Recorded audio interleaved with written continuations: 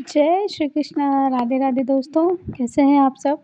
उम्मीद यही करती हूँ कि आप सब भक्त लड्डू गोपाल जी की कृपा से स्वस्थ होंगे, मस्त होंगे। चलिए दोस्तों, आज मैं फिर आप सबके लिए एक घटना लेकर आ गई हूँ। तो दोस्तों, ये घटना है मध्य प्रदेश में रह के जबलपुर की एक घटना है दोस्तों। तो चलिए हम देर ना करते हुए आज की लीला कथा को शुरू करते हैं। दोस्तों, आज की लीला कथा शुरू करने से पहले अगर आप सब मेरे चैनल पर नए-नए आए हैं तो सब्सक्राइब ज़रूर करिएगा, वीडियो को लाइक ज़रूर करें, शेयर ज़रूर करें। तो चलिए शुरू करते हैं आज की लीला कथा। दोस्तों, ये लीला कथा है एक भक्त की, जो बहुत ही गरीब होती हैं और बहुत ही नीच जाति की होती हैं। दोस्तों, पहले के ज़माने में क्या होता था कि जो नीच जाति की औरतें हों मतलब औरतें, बच्चे होते थे या कोई भी होता, तो आप जैसे आज के ज़माने में कह लीजिए कि जो नालियाँ वगैरह साफ़ करते हैं, जो गंदगी साफ़ करते हैं, वो उस जाति की थी। लेकिन आज के ज़माने में जैसे हमें कोई छूता नहीं है, वैसे ही उस ज़माने में भी होता था दोस्तों। कभी कोई नीच जाति को छूता ही नहीं था और ना उन्हें मंदिर जाने की इजाज़त थी। तो ऐसे ही आज की मैं घटना लेकर आई हूँ दोस्तों आप सबके लिए। तो चलिए शुरू करते हैं। दोस्तों, जबलपुर के एक छोटे से गाँव की ये घटना है। उस गाँव में एक बुढ़िया माई रहा करती थी, जिनका नाम अम्बा था दोस्तों। अम्बा माई उनको पूरा गाँव कहता था। लेकिन अम्बा माई किस चीज़ के लिए मशहूर थी? अम्बा माई सिर्फ़ सफाई के लिए मशहूर थी। अम्बा माई को लोग बुलाकर तो ले जाते थे, लेकिन सिर्फ़ सफाई करवाने के लिए, अपने घर की गंदगी साफ़ करवाने के लिए। तो इसी तरह से दोस्तों, अम्बा माई जब बड़ी थीं, यानी कि बूढ़ी नहीं हुई थीं, जब वो जवान थीं, तब वो जा कर के घर-घर में सफाई करती थी, हर घर की सफाई करती थी, घर में लिपाई-पुताई करना, जाले झाड़ना, मतलब सारी किसी के बच्चे गंदगी भी कर देते थे, तो उनकी गंदगी भी वो साफ़ करवा लेते थे लोग। इसी तरह से दोस्तों, वो सफाई करते-करते उनकी उम्र बीत जाती है कि और जब सफाई करके वो किसी के घर की सफाई कर कर आतीं, सड़कों में झाड़ू लगातीं, इस घर सड़कों में, खेतों के किनारे-किनारे जब वो सफाई करतीं, तो ये देख कर के उनको लोग घिन से बड़ा देखते थे कि इनको देखकर घिन आती है, इनको छूते नहीं थे लोग। इस तरह से अम्बा माई कहती कोई बात नहीं, बस सब प्रभु की माया है, इस वजह से कोई हमें छूता नहीं है। इतना कहकर दोस्तों फिर वो वहाँ से चले जाते हैं। कुछ सोचते हुए दोस्तों वहाँ से वो हट जाते हैं। उसके बाद धीरे-धीरे वक़्त बीतता है दोस्तों, समय बीतता है। अम्बा माई की उम्र हो जाती है। अम्बा माई धीरे-धीरे मतलब बूढ़ी हो जाती हैं। उनके बच्चे थे दोस्तों, बच्चों की भी शादी हो गई थी, शादीशुदा हो गए थे बच्चे। बच्चे की जो बहुएँ थीं वो भी उनके भी बच्चे हो चुके थे और वो अलग हो गई थी, अपना अलग खा बना रही थी। क्योंकि बूढ़ी माई से किसी को कोई मतलब नहीं था, क्योंकि बूढ़ी माई बहुत ही शांत स्वभाव की थी। वो उनको मतलब वो ज़्यादा ना किसी से बोलती थी, ना वो किसी से लड़ाई-झगड़ा होता था उनका, ना कुछ भी नहीं था। जो बहुएँ थी इसलिए वो अलग हो गई थी। उसके बाद दोस्तों जो अम्बा माई थी, वो एक दिन वहीं पर बैठी हुई थी, बहुत ही ज़्यादा दुखी लग रही थी। दुखी वो इस बात थी दोस्तों कि वो एक दिन सोच रही थी कि मैं किसी दिन चोरी से मंदिर में चली जाया करूँगी और मंदिर में जा कर के थोड़ी-सी भगवान शंकर की शिवलिंग की कोई दर्शन कर लूँगी। दोस्तों, अम्बा माई इस तरह थी कि उन्होंने आज तक भगवान शिवलिंग के मतलब भगवान शंकर के शिवलिंग के उन्होंने दर्शन तक नहीं किए थे। उन्हें तो ये पता ही नहीं था कि शिवलिंग होता कैसे है। तभी वो कहती हैं कि आज बड़ा ही खुशी का दिन है, आज मैं जाऊँगी। लेकिन दोस्तों, वो मंदिर में जाने से पहले ही उनको मंदिर के चबूतरे से ही धक्के मारकर निकाल दिया जाता है। उन्होंने कहा तुम सिर्फ़ गंदगी साफ़ करने के लिए बनी हो, तो तुम सिर्फ़ गंदगी ही साफ़ करोगी। इतना मतलब सोच कर के, इतना अपमानित करके उनको वहाँ से हटा दिया जाता है। उसके बाद दोस्तों अम्बा माई बहुत दुखी होती हैं। दुखी होने के बाद आज वो आकर के बैठ जाती हैं अपने घर में और कहती हैं कि आज के बाद मैं कभी कहीं किसी की सफाई करने जाऊँगी ही नहीं। ये लोग मुझे गलत कहते हैं ना, ठीक है। खुद गंदगी फैलाते हैं, खुद की गंदगी बाहर निकालते हैं और मैं उसे साफ़ करती हूँ।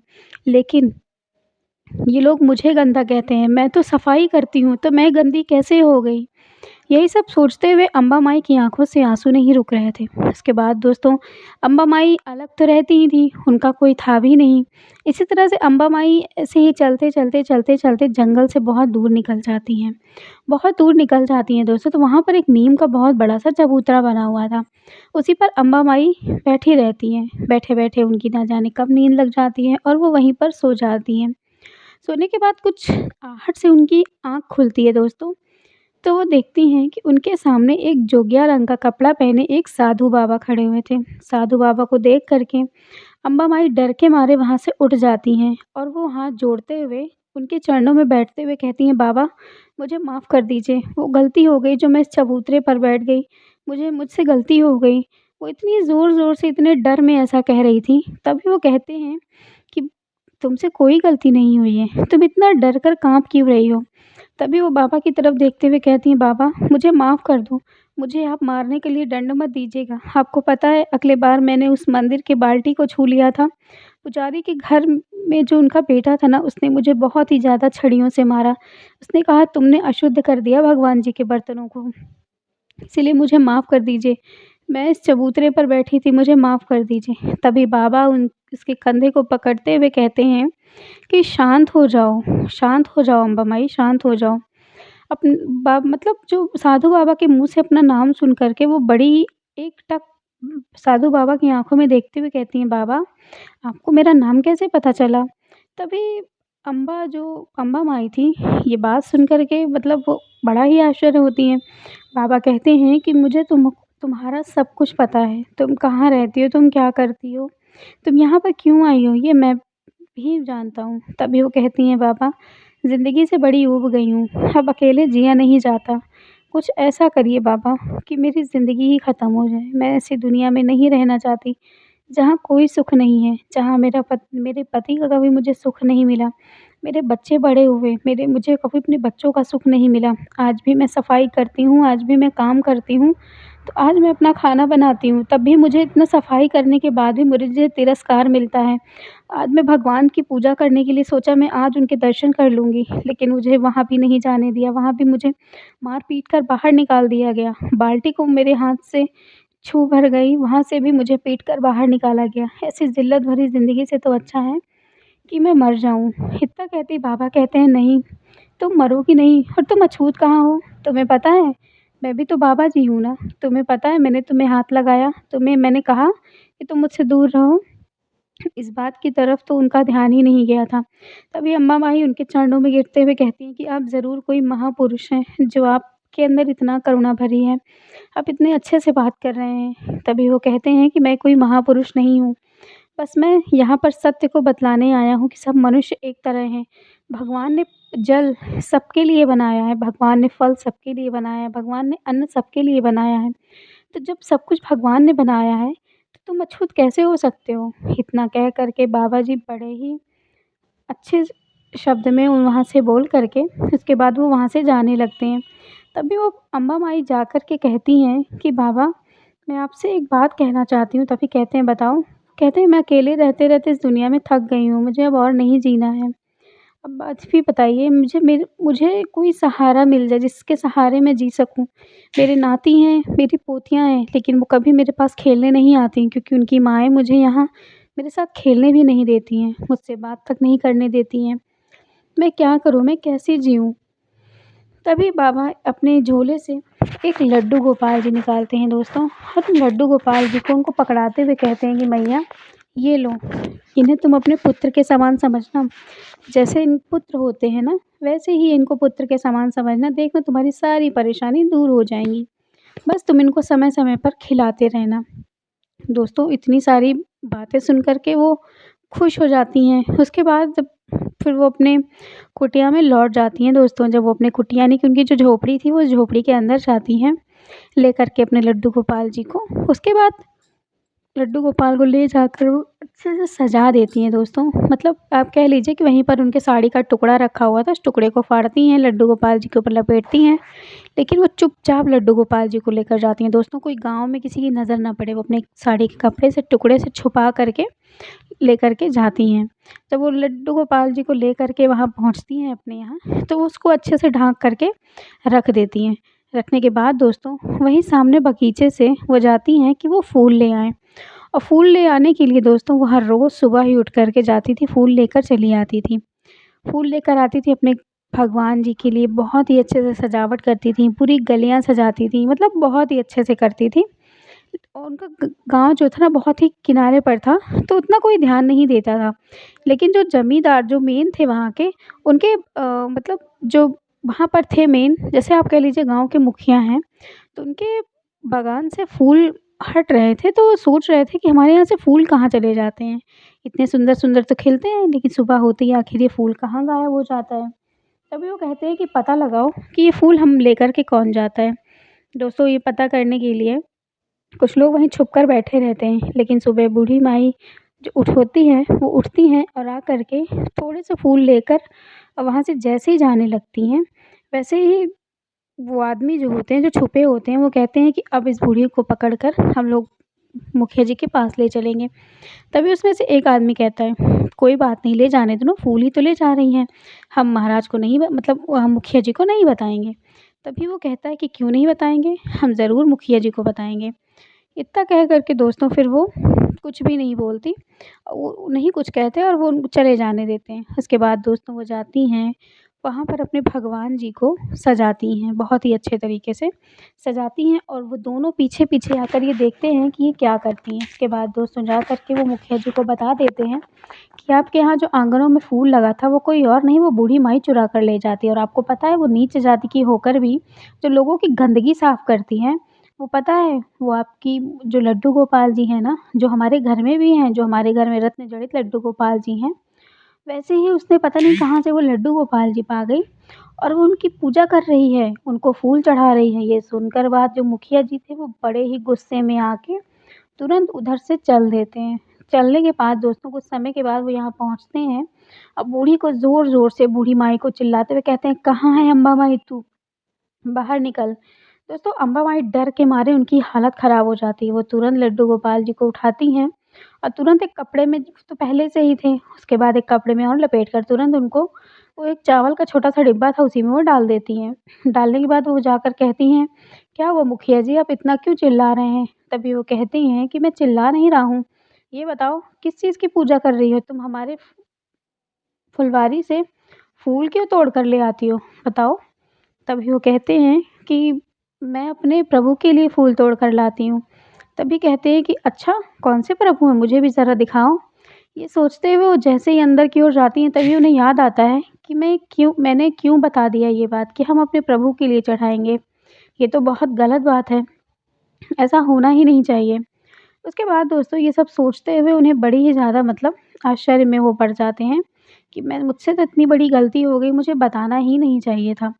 उसके बाद दोस्तों वो सोचती हैं कि मुझसे बहुत बड़ी अब गलती हो गई है, लेकिन अब कर भी क्या सकते हैं।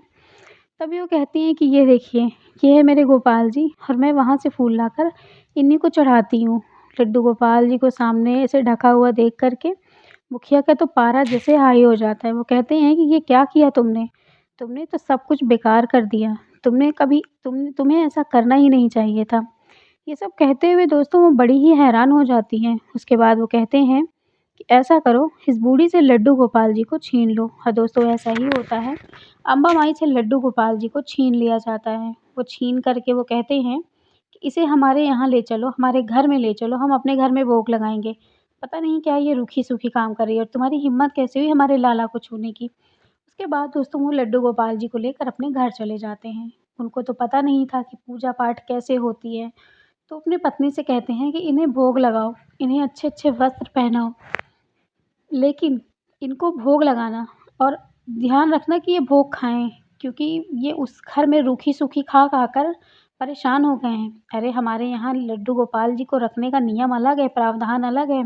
ये ऐसी जाति की होकर के भगवान को छू रही है, अशुद्ध कर दिया है इसने। वो जैसे ही लाते हैं दोस्तों वैसे ही वो लड्डू गोपाल जी को नहलाती हैं, गंगा जल धोते हैं, साफ़ करते हैं, उसके बाद वो वहाँ रखते हैं। उसके बाद वो भोग लगाने के लिए रख देते हैं। दोस्तों भोग वैसा का वैसा ही रखा हुआ था। 2 ही मिनट में जैसे ही होता है वहाँ पर चींटियाँ आना शुरू हो जाती हैं। ये सब देखते हुए वो बड़े परेशान होते हैं। तभी वो कहते हैं जाओ जाकर हलवा पूड़ी बना कर लाओ। वो हलवा पूड़ी बना कर लाती हैं और जैसे ही हलवा पूड़ी बना कर आती हैं दोस्तों, वैसे ही उसमें फिर से चींटियाँ लग जाती हैं। इसी तरह से 2-3 बार होता है। तभी वो कहते हैं कि जाओ पंडित जी को बुला लाओ। तो पंडित जी आते हैं थोड़ी देर में दोस्तों। तभी कहते हैं कि ये बताओ तुमने हम भोग लगा रहे हैं, तो इसमें चींटियाँ पड़ जा रही हैं, इसमें कीड़े आकर पड़ जा रहे हैं, ऐसा क्यों हो रहा है? मुझे कुछ समझ में नहीं आ रहा है, ये किस अनहोनी का संकेत है? तभी वो कहते हैं, जो पुरोहित जी आए थे, वो कहते हैं कि ये किसी अनहोनी का संकेत है, सही कह रहे हो तुम। लेकिन तुम्हें पता है तुमने एक भक्त से उनके भगवान को छीन लिया है। इससे बड़ा महापाप और तुम क्या करोगे? तुमने बहुत बड़ा महापाप किया है। इसलिए मैं ये चाहता हूँ कि बस तुम अभी के अभी इनको दे आओ। तुम्हें पता है ये चींटियाँ क्यों लग रही हैं? क्योंकि ये एक लड्डू गोपाल जी तुम्हारे इस भोग को स्वीकार नहीं कर रहे हैं। तुम्हें पता है वो माता वहाँ पर रो रही हैं, वो रो रही हैं तो लड्डू गोपाल जी भोग को कैसे स्वीकार करेंगे? इसीलिए तुम्हारे सारे भोग में कुछ न कुछ गंदगी निकल ही रही है। इतना कह कर के बाबा जी कहते हैं कि मैं यहाँ से जा रहा हूँ और आप मुझे यहाँ पर मत बुलाना अगर ऐसा कोई काम हो तो। उसके बाद वो वहाँ से चले जाते हैं दोस्तों। बहुत कुछ सोचते हुए जो मुखिया होते हैं वो अपने बेटे को कहते हैं जा, जाके दे आ लड्डू गोपाल जी को उसको। उसके बाद दोस्तों वो लड्डू गोपाल जी को देने जाते हैं तो वैसे ही वो अम्बा माई बैठ कर के इंतज़ार करती रहती हैं कि कब लड्डू गोपाल जी मेरे आएँगे। मुझे पता है कि वो लीला रचेंगे ज़रूर और आएँगे ज़रूर। उसके बाद दोस्तों वो लड्डू गोपाल जी लीला ऐसी रच ही दिए थे कि उनको ना चाहते हुए भी उनको देना पड़ गया लड्डू गोपाल जी को। लड्डू गोपाल जी दोस्तों फिर से अपनी कुटिया में आकर बहुत खुश हो गए थे। इसी तरह से दोस्तों वो लड्डू गोपाल जी की सेवा करती। अब तो अम्बा माई घर से बाहर निकलना भी बंद कर दी थी। आना-जाना भी कहीं बंद कर लिया था। ऐसा लगता था अपने आप को उसी कमरे के अंदर कैद कर लिया है। कुछ समय के बाद जब कोई आता-जाता भी तो देखता कि वहाँ पर तो इतनी सफाई है, सब कुछ है। वहाँ पर एक बहुत ही अच्छा ऑरा बना हुआ है। वहाँ पे पहुँचने के बाद बहुत सुकून मिलता है दिल को। जब लोग उनके वहाँ पर जाते थे। इस तरह से दोस्तों वहाँ पर एक दिन की बात होती है, सब गाँव वालों ने कुछ कहा कि आज हमें कुछ न कुछ करना ही होगा, क्योंकि हमारे गाँव में एक ऐसी ही टोने करने वाली आ गई है, जो 4 दिन से अपने आप को बंद कर रखी है। ये सब सोचते हुए दोस्तों वो बहुत ही ज़्यादा मतलब दुखी हो जाते हैं, परेशान हो जाते हैं। उसके बाद उन्होंने सोच लिया था कि आज मैं ये सब ज़रूर करूँगा और वो करने के लिए तैयार हो जाते हैं दोस्तों।